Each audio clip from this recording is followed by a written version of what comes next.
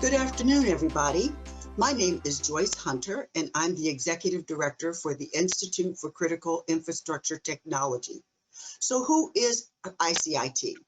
We are the nation's leading cybersecurity think tank, providing objective, nonpartisan research, advisory, and education to legislative, commercial, and public sector cybersecurity stakeholders. Our mission is to cultivate a cybersecurity renaissance that will improve the resiliency of our nation's 16 critical infrastructure sectors, defend our democratic institutions, and empower generations of cybersecurity leaders. We invite you to become part of the ICIT community through individual or corporate membership, event, or special publication sponsorship.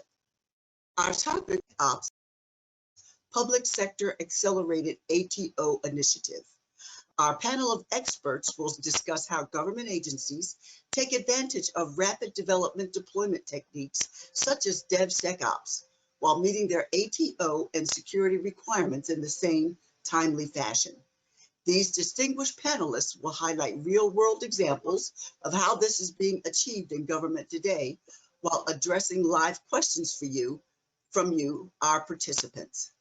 Now I'd like to introduce our moderator, Nick Sinai. Nick is a venture capitalist with Insight Venture Partners, adjunct faculty at Harvard Kennedy School, and a former senior official in the Obama administration. Nick Sinai was the Deputy Chief Technology Officer of the United States. He assumed this role under the second Chief Technology Officer of the United States, Todd Park, and continued under Megan Smith. Sinai was formerly a senior advisor to Park, as well as the first U.S. CTO, Anish Chopra, starting in 2010. Nick is a regular contributor to the TV show Government Matters and has been quoted in the Wall Street Journal and The Economist.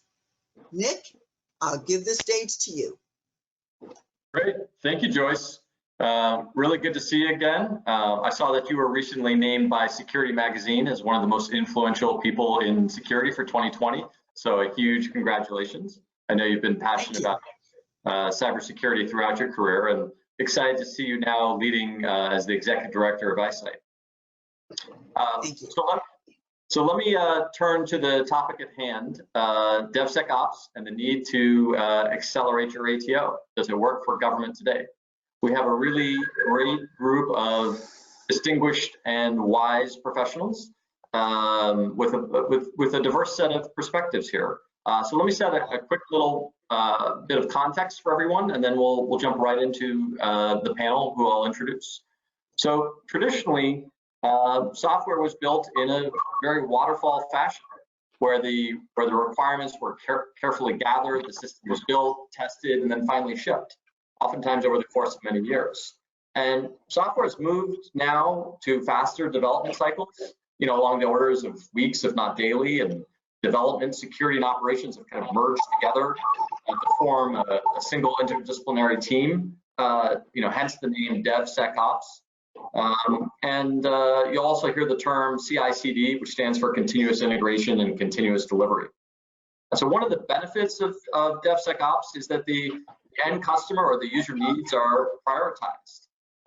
And that since any software development process, whether it's waterfall or agile, will get things wrong, but if you do things in a faster feedback cycle, you actually the team can course correct faster. So contractors have been setting up DevSecOps environments to deliver software for the federal government. And interestingly, the government has also been setting up its own software factories, as they've been calling them.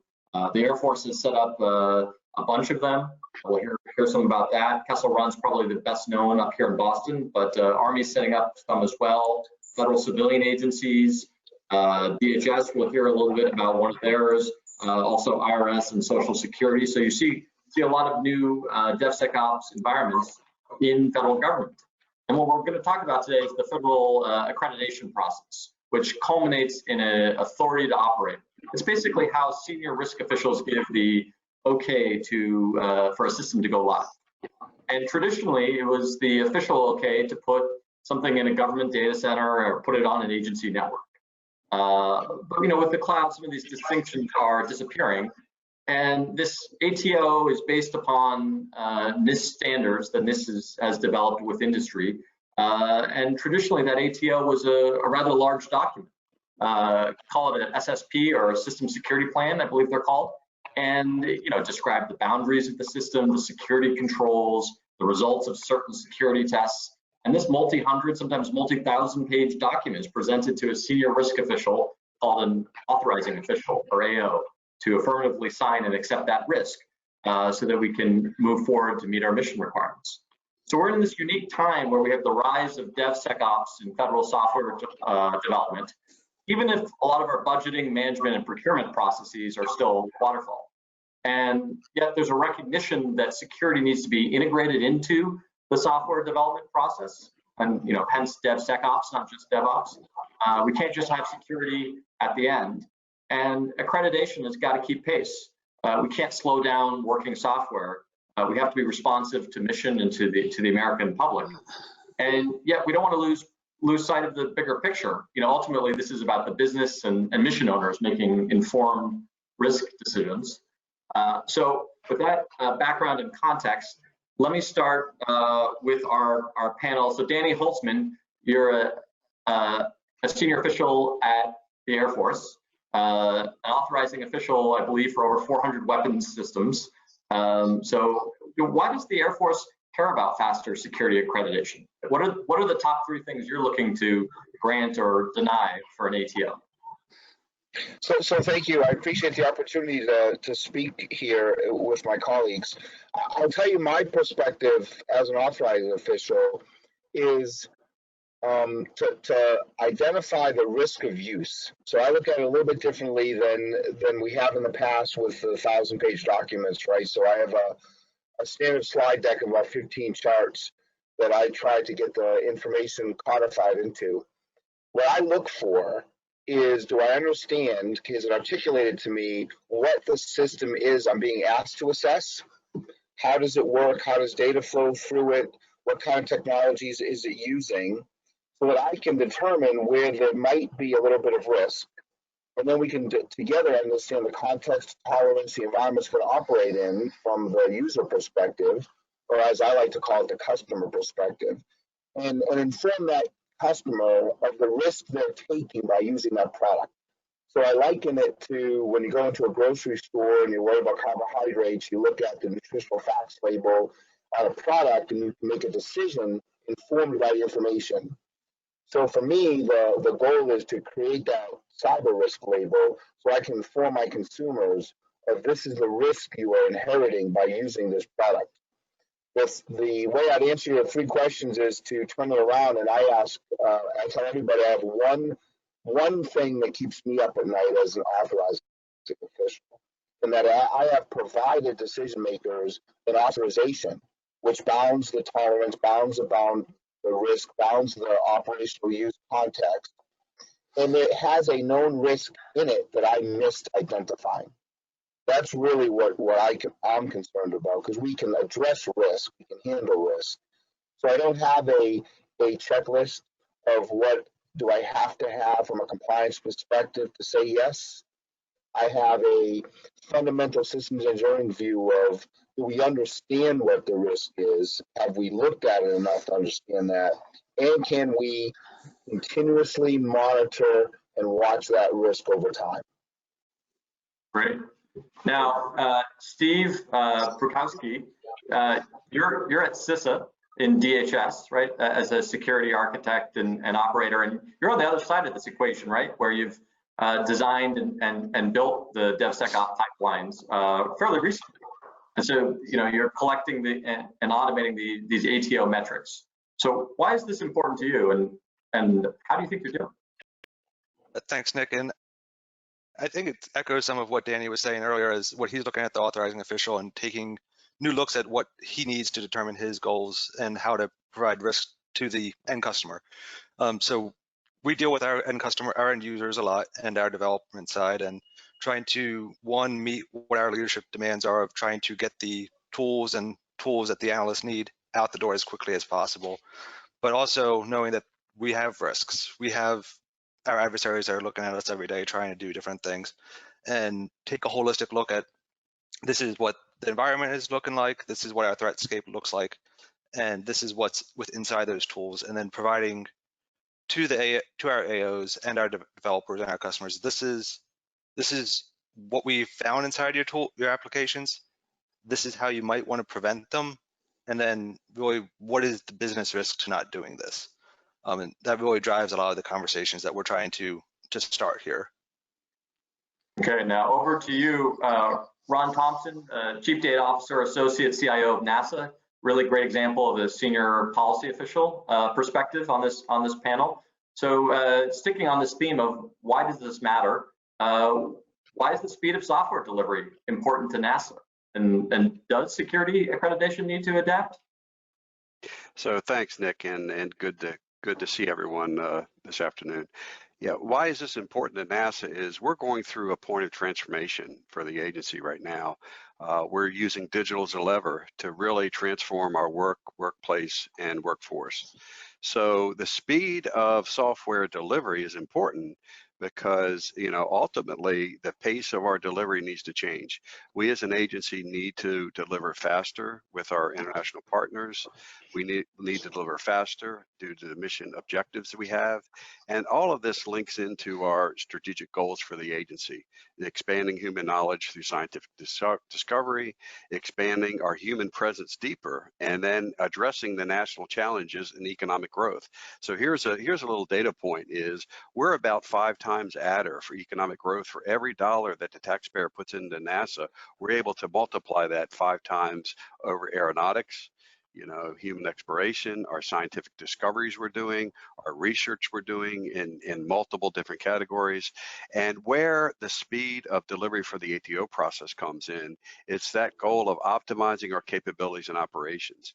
And part of our NASA transformation is we're really looking at how our work is needed to the speed of delivery for our capabilities, and baking in, sort of that security perspective and increasing that ATO process, that checklist. And as Danny mentioned, as Steve mentioned, it's really linking into that authoritative approval chain to make sure that's baked in up front. We've been talking about this for years. Baking in security up front.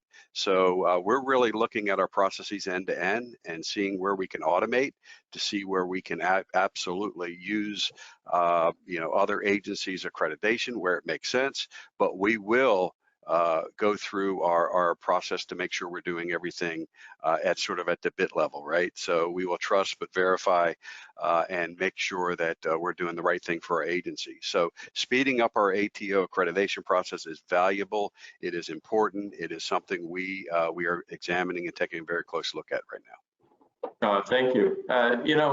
We're talking about continuous integration and continuous delivery. I would be the first to say this, but it sounds like we're hoping to move to continuous ATO, right? And maybe we're not there yet. So Dr. Ron Ross, you're a fellow at NIST, a 2019 eyesight pioneer, a long and distinguished career in security and security standards. So the ATO, as you've noted in the past, is fundamentally about giving senior officials the information to make an informed risk decision. And why do you think there is a general perception, or push back and tell me I'm full of it if you disagree, that the process isn't working so well? What do you think? Well, it's a complicated answer. I'll try to simplify this as much as possible. First of all, I wanted to give a shout out to Ron. NASA is one of my role models for the things we do in cybersecurity. I remember I made a trip to NASA during the next to the last space shuttle flight quite some time ago, and they took me for a tour through where they actually design and develop all the shuttle components. And I walked into this room and I saw binders and binders as far as you can see of design documentation. The answer is that cybersecurity is a complicated problem, and we have a complex infrastructure, as Danny mentioned. We're talking about trillions of lines of code. We're talking about billions of devices. We're talking about going to 5G connectivity. That complexity is overwhelming, and it means that the attack surface for the adversary is humongous, if that's a word I can use. Now, the ATO process comes out of our NIST 837. It's now in its second revision. Authorizations to operate, as you said, have always been about giving senior leaders information to make credible risk-based decisions. But the reason why it's become complicated is because we're dealing with complicated systems. That system stack includes applications, middleware, operating systems, firmware, integrated circuits out to the network. And we authorize two things. We authorize systems and we authorize common controls. So when you're authorizing an information system, for example, and that could be a industrial control system, it could be a medical device, it could be the system is defined as a capability that's provided to customers. It's complicated, it has a lot of moving parts to it, but the bottom line is, as we transition from where we are currently, I would consider this a paper-based ATO process to a more digital, high-speed ATO, which gets to your point about continuous authorization. The world of DevSecOps is absolutely the right place to make that happen. Because as you're developing through agile development processes, as Ron mentioned earlier, the NASA folks, they have to get that software developed, they got to get it out because there are critical missions. And his story is not unique. That's the story of most business and mission owners. They have a capability, they have a mission to support, and we have to be able to work our security processes into the speed of industry, the speed of mission.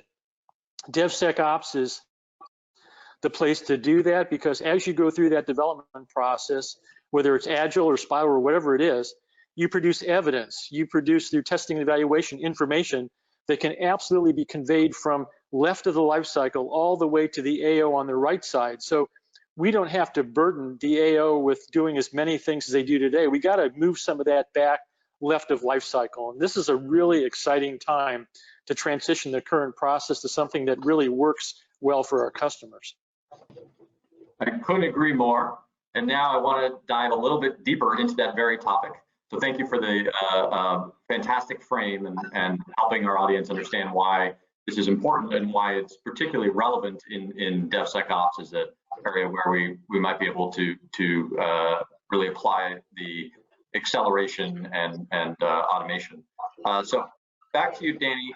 You know, as the AO on 400 plus weapon systems, can you talk about how the Air Force has changed and automated its accreditation processes over the last few years? And can you give us some concrete examples as it relates to what Ron Ross was talking about?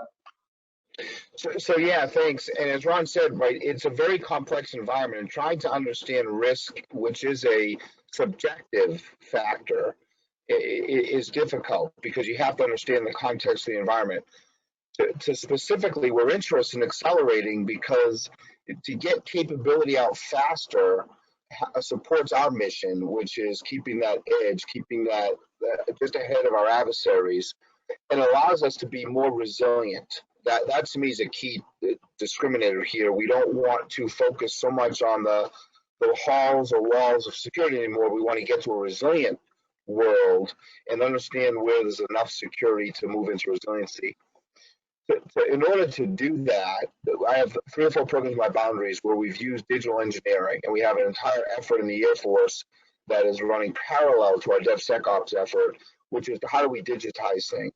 How do we automate the right things versus the paperwork of the ATO SSP, so to speak, to understanding, am I doing those code scans overnight? Am I doing the analysis to understand what the code scans told me, right? Because the goal wasn't to run a STIG. The goal was to run a STIG to identify whether or not there was a vulnerability that I needed to address.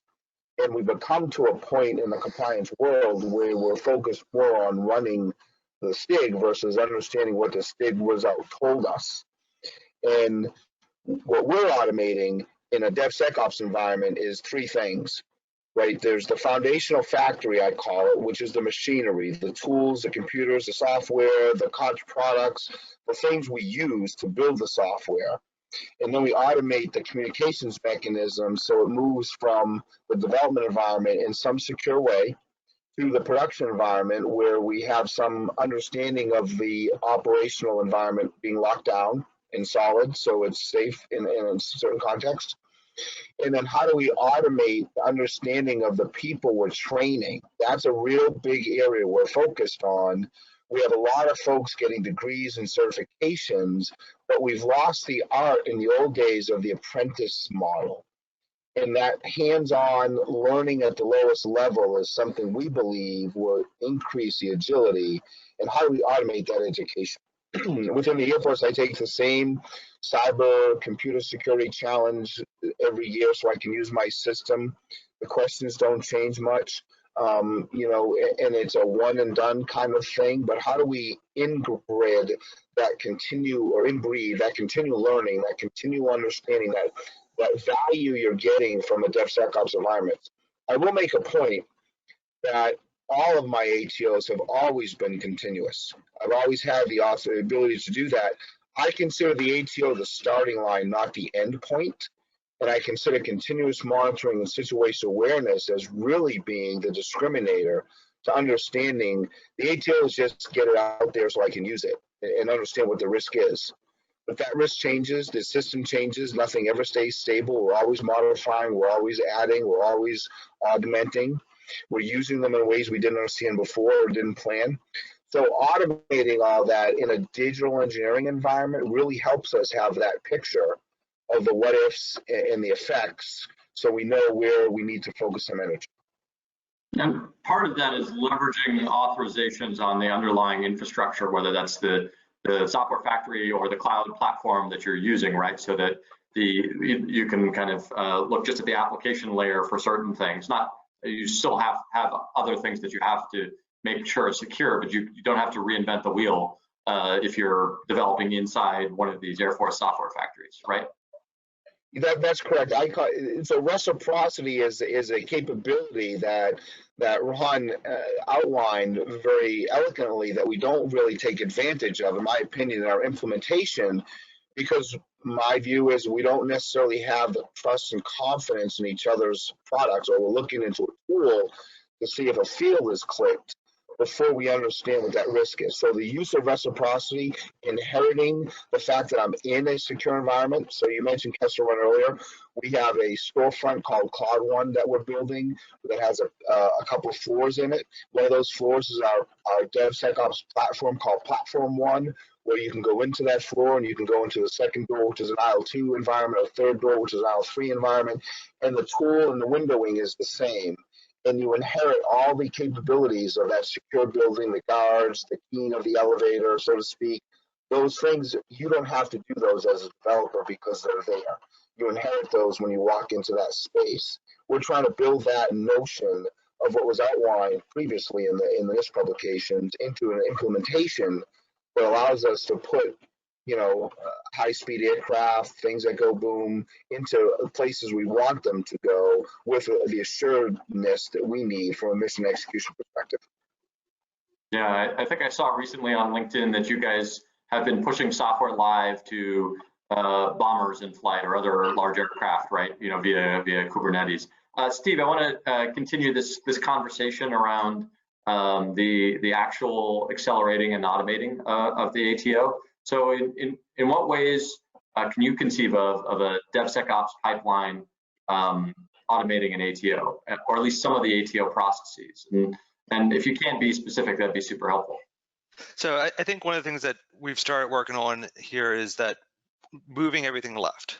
So that way then we move back into the development side where let's start building the pieces that the developers work on from scratch. Like let's look at securing those, as Dan was mentioning, like build the building, secure it, and that way then we can use the reciprocity of all of those pieces. So as you move through, say you're building a Java application, we've already got the container built for you. So it's already got your JVM secured and all of your other pieces are secured. So then as you move through, we're looking at the deltas. We're looking at what does your code do? How does it automating those analyses and then learning, taking those results, learning what is the differences, what are really our true findings, and feeding that back into the tools so that the tools get smarter, which allow your whole process to start speeding up. And then how does it work inside the test environment? What does the web UI look like? How does it interact with the network layer and the interactions there? And then providing all of that and a seamless feedback to either our development teams if there are issues. And then once something is, say, ATO'd in the legacy fashion, providing the updated information, the new quote unquote risk posture to our AOs as to this is what our new risk is. We've just pushed something out, pushed an update out. Here's what it looks like now. Here's what it was. Here's what it is going to be, like giving you a delta sheet, and keep moving that forward as the cyber landscape is constantly changing. Every day there's new CVEs pushed out. So yesterday it may have been secured because you're using at that point there was no vulnerabilities identified on a third-party library. Now today, okay, now we have to start looking because now there's a vulnerability pushed out and published that is affecting that application. How do we send that back, provide the information in real time back to the development teams? Hey, there's this issue with the application. Here's what it is. Here's what the fix is that we believe might help mitigate or remediate the issue, and then allow them the speed to remediate and push that back out to production. So your operating environment may only have the risk for hours or a day, and get that down. That way we can start focusing more on the underlying infrastructure as to this is the core components that we need to look at that are not constantly changing, that are static almost, that are your building, and how can we enhance the building? I'd imagine that one of the interesting pieces of data that's coming off a pipeline every day as you're building and testing and integrating is not just how secure the code is, but the quality of the code and the velocity and all of these kinds of things that probably can go back into developer training. And so that we can make sure that whether we're using a paired model or apprentice model or whatever the model of development is, that the developers are avoiding those mistakes if they're common mistakes. And I know that some security development mistakes are common for certain types or newer developers. And so it's again, back to my opening comments about some of the feedback cycle and that data. Let me move over to Ron Thompson. And you talked a little bit about digital transformation at NASA, but I just wanted to double click on that and understand how streamlining ATOs fits into that larger transformation. Okay, thank you, Nick. So just want to take just a few seconds to really describe what this role change is. And earlier this month, myself and my colleague Joe Marlowe and I were reassigned from our previous roles to actually be responsible for transformation in the Business Innovation Office. So we are starting with digital as a lever initially to focus on, and we've had good work that was been done the last 2 years in 6 strategic thrusts, and one of those thrusts is around process transformation. So you take a look at these thrust areas, and it's all the way from digital to culture and workforce. So they all are stitched together, and we're working to make sure they're integrated in our projects that will be implemented out this year. And we're going to be linking that through what we're calling the transformation architecture. And that is where we really define like what our processes are. And the ATO process is one of those processes we're going to be examining. So, and then we're going to look at grand challenges across the agency. What are impactful things that the agency is needing to improve? Speed to delivery, we talked about that earlier. Awareness, the timing, Nick, you just alluded to, and what Danny alluded to earlier, is the timeliness of services and capabilities early. And that means it's really communications are really part of that. So what we're doing is Mary Davies actually heading the process transformation up, and she'll be looking at not only the ATO process, but other processes, other manual processes that are paper-based. Ron Ross mentioned this as well. A lot of what we're doing with these accreditations are very manual intensive, very labor intensive. They aren't linked, between the system and really what's going on. They aren't linked within other organizations that's already accepted risk. So what can we learn from each other? So we're really looking at that holistic ATO process through our process transformation, and where we can bring in automation and digital to improve that we will be taking those opportunities. So this is a really big part. I think early we're seeing measurable outcomes in this process areas. So I can't give you a really good notion of how long it takes to get through our ATO process because we really haven't measured it yet. But I will tell you, we just completed 32 listening tours for all of our officers in charge. So that's all the way from, human exploration, all the way through, our scientific discovery for space, all the way down to our aeronautics, everything we do. So we talk to everybody, and streamlining our services and including the ATO. The ATO, what they're seeing as a barrier, we know we have to do it, so it's really not a barrier. So now the opportunity is, how can we make that more efficient? So it is an area that we have focus on. It is an area that we will be aligning resources to, and it is an area that we'll be making meaningful outcomes in this next year going forward. Well, that's a really fascinating point, Ron, because when you start measuring stuff, you get a really interesting focus on it organizationally, right? So understanding the time to ATO and the quality of ATO, if that's possible to measure, something across all of your ATOs would be really interesting to see internally, but also I'm sure the public and the vendor community would be interested as well. I know this is a process that is coming, but do you have some sense of, are there certain steps do you think that will be collapsed or obsolete? Because one of the challenges we have in federal government is sometimes we digitize paper-based processes when we need to step back and say, you know what, actually we can collapse these, or these are irrelevant, or so forth. And so I don't want to get sacrilegious with you all, but are there things that we can completely collapse or are not relevant if we're kind of reimagining this in a digital age? Yeah,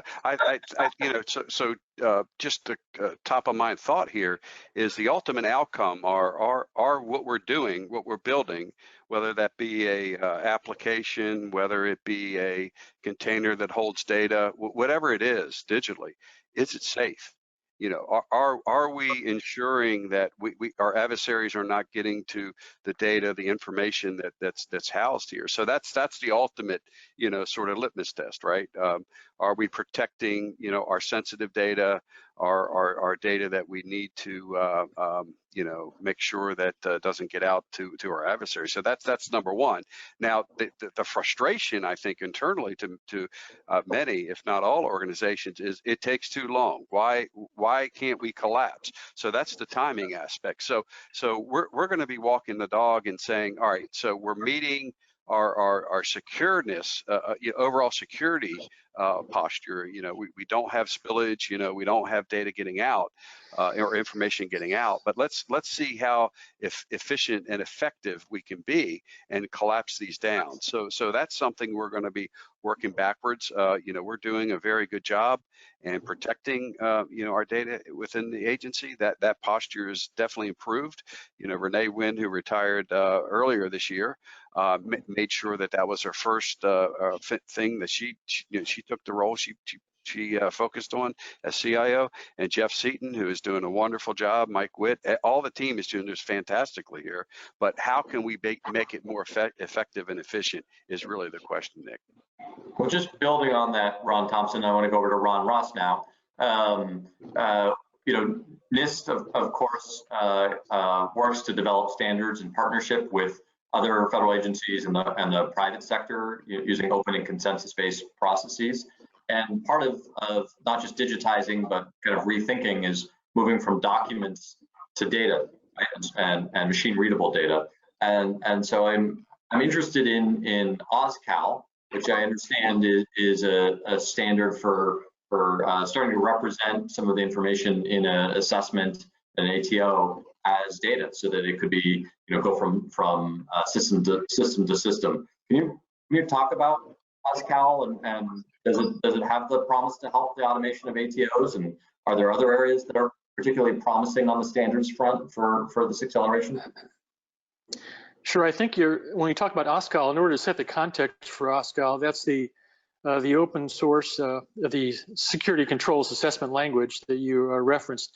I think the common theme you're hearing today from Ron and Steve and Danny is that we're not just doing an evolution of cybersecurity. This is a revolution moving from what I would call static security, which is largely paper-based, to a dynamic security. And it's not just about doing things digital versus paper. It's about fundamentally changing our processes. At the end of the day, what's really important for AOs, authorizing officials, we need speed, we need transparency, and we need information sharing. That's the way Danny is going to be able to make good risk-based decisions. Now, how we do that, I don't think anything in the risk management framework, those are kind of 6 or 7 fundamental steps. It's not the inherent steps that are the problem. It's as Ron just talked about, it's the execution and the efficiency of doing those things. And I think that's really where we start talking about OSCAL. OSCAL is going to allow us to do assessments in a more efficient and effective manner. What we're doing at NIST now is we're starting to automate our security and privacy control catalog in machine readable format, XML, enhanced XML. And what that allows you to do is it allows tool makers, GRC tool makers, to consume that information. And that you could envision automated security plans and the ability for assessors to go through and assess the security controls that are amenable to automated assessments. And all of that talks to greater efficiency and speed and the ability to get information to the AOs in a more timely fashion. And the paperwork can largely disappear. So I think this is, if you combine those concepts with the new DevSecOps approach, where we're able to glean information. Not only do we integrate security early in the life cycle and throughout the life cycle, but we capture critical information as part of the development life cycle and send that information on forward so it can be consumed by various parties, to include the authorizing officials or the security folks who are doing things within the enterprise to help lock down all of the things we care about. So OSCAL is it's the wave of the future. We've got multiple machine readable formats, and that is really, I think, going to be a game changer in helping organizations like NASA and the Air Force and CISA actually use the techniques, the tools, the things that we produce at NIST at the speed of industry, as I like to say, because that's really what matters. At the end of the day, if we don't continue to innovate and we don't continue to push technology forward, both for economic and national security considerations, then it doesn't really make any difference. All the other stuff will fall by the wayside. So it's an exciting time, and I'm glad to be part of this whole effort. Yeah, it's an exciting, I know this is a standard that's been underway for a few years, and it's usually the case that standards take some right. time. It's exciting that you guys are on the verge of this becoming an official version 1, I guess. And as I've learned, standards are about the use. It's not about writing the fancy document, but it's ultimately about adoption. And what's exciting is that GRC tools, assessment companies, all the value chain is looking to adopt it rapidly, because they do see the value of being able to get security packages more quickly from assessor to auditor to AO, and ultimately between AOs, like you can imagine a lot of things. And then you could also imagine perhaps bringing machine learning to this, so that you're getting certain prompts, Annie, right? Of, hey, here's the thing you need to look at. Maybe instead of prioritizing which ATOs based upon dates of which one is most likely to need to be renewed, you're actually focusing your time as an AO, or you're encouraging the AOs that work for you to be focusing their time on the things that are presenting the most risk based upon the risk environment and what we know about the system and the current development. So the ability to bring machine learning to all of this data, as well as kind of making some of the workflow a little bit easier and getting away from the compliance side of it. So I'm personally really excited about this. I've seen the frustration from younger companies trying to get ATOs, and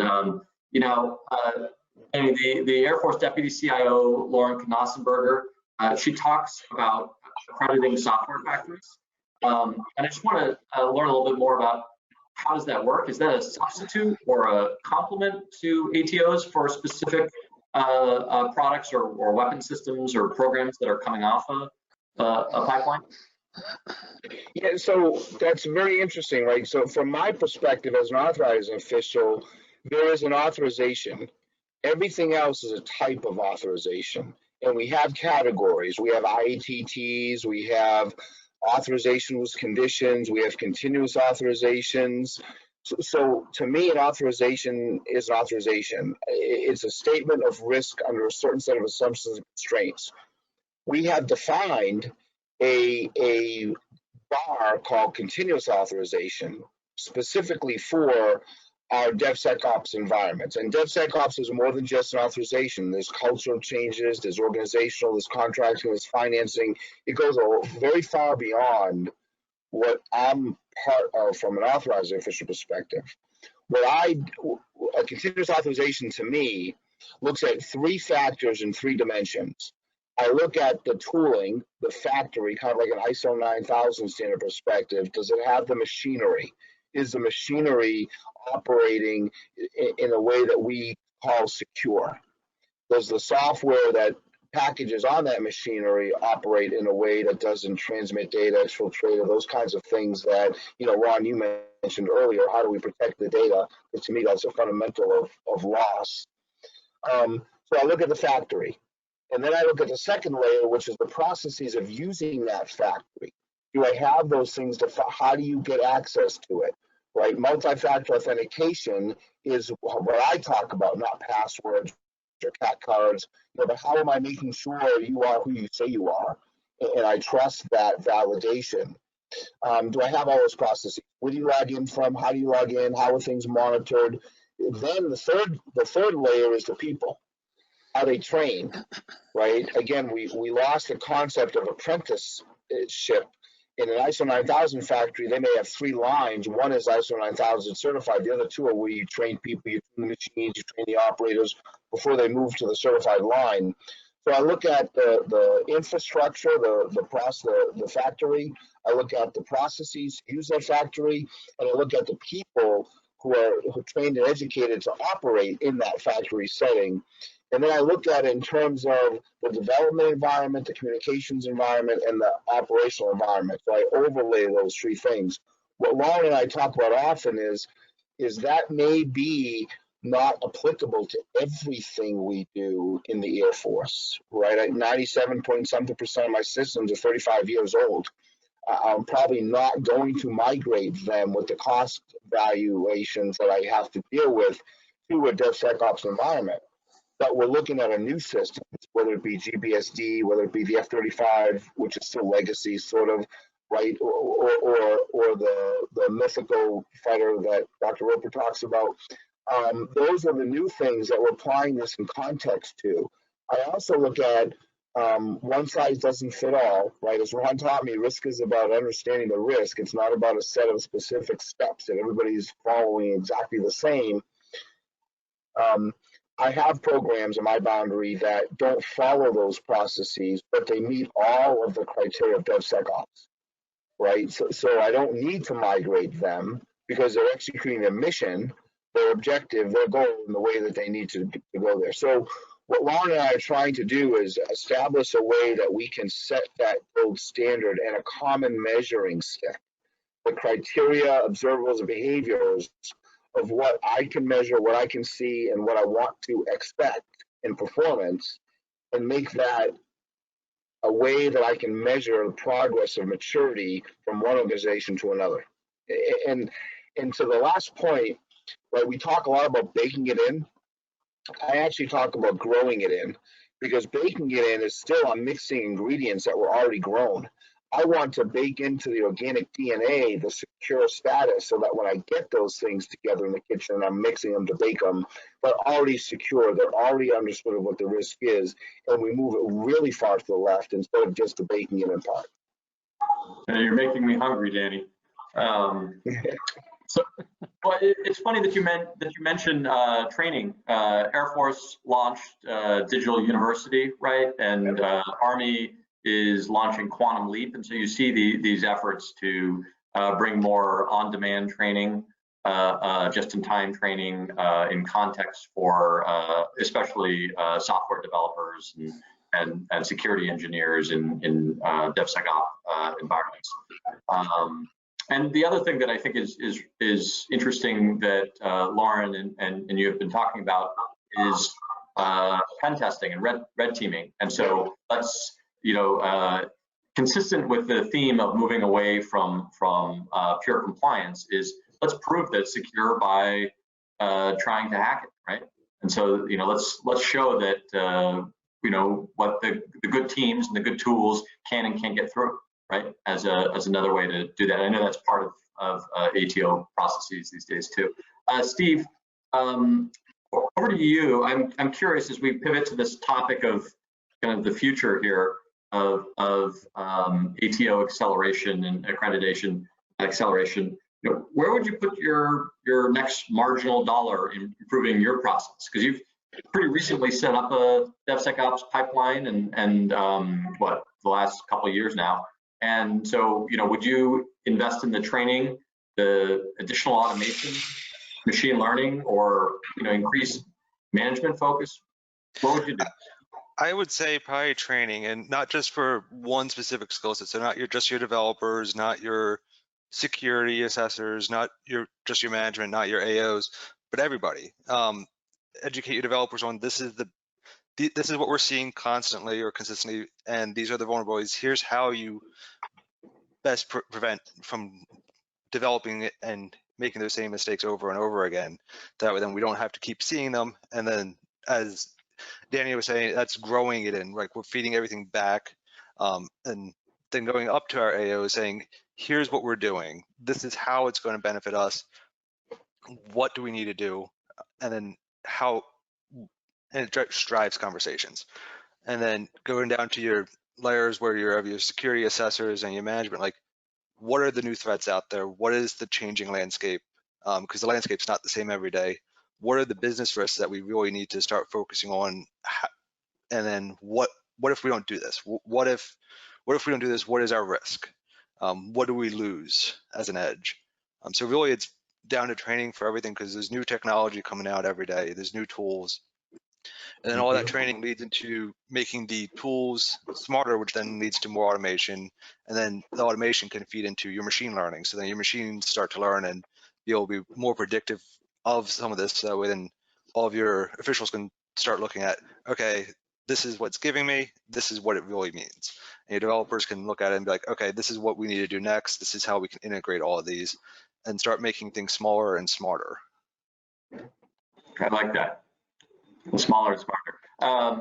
All right, Ron Thompson, kind of building on this training theme, but also kind of maybe broadening it also to policy and management practices. What do you think needs to be put in place to drive more effective and predictable ATO achievement? Sure. Thanks, Nick. I agree with what Danny and Steve just went through. That training and absolutely is critical. So I want to just build upon that. That's needed. This is an and comment. So I think overall, when I was at the VA, we stood up early. This is 4 years ago now. We really stood up early DevSecOps, and that Bill James led that. Really did a fantastic job. It's really that integration point that brings everything together, and not only early, as Danny said, but meaningfully, in a meaningful way. But I think it's all this boils down to making things more predictable is awareness, right? And the motivation of why this is important. Ultimately, all of this is important for NASA to enable bolder mission outcomes, right? To have faster turns of what we do, right? So you see our partnership with SpaceX and how they're able to launch. We're still launching, even in the pandemic. We're still meeting schedule, but all of this is really around one of our key thrusts around culture and workforce, right? It's the education, it's explaining through workforce, not only certifications, but really the motivation of why it's important. It is not just a compliance activity, it's being done for a reason. And what is that reason? I mean, we're all going to be unique. You know, Ron Ross and Danny mentioned this as well. We're all going to do this uniquely. But, you know, why are we doing this, and having that appreciation for what value that's going to bring to the agency. And then lastly, one of our thrust areas is AI and machine learning. So artificial intelligence and machine learning. We will be bringing in those. This is the integration between all of our transformation thrusts. We were bringing in those capabilities as we look at our process transformation. So all of this is really, you know, the awareness, the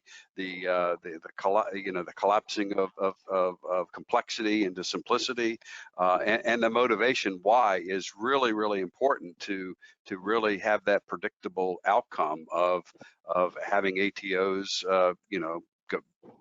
be not a hindrance, but add value.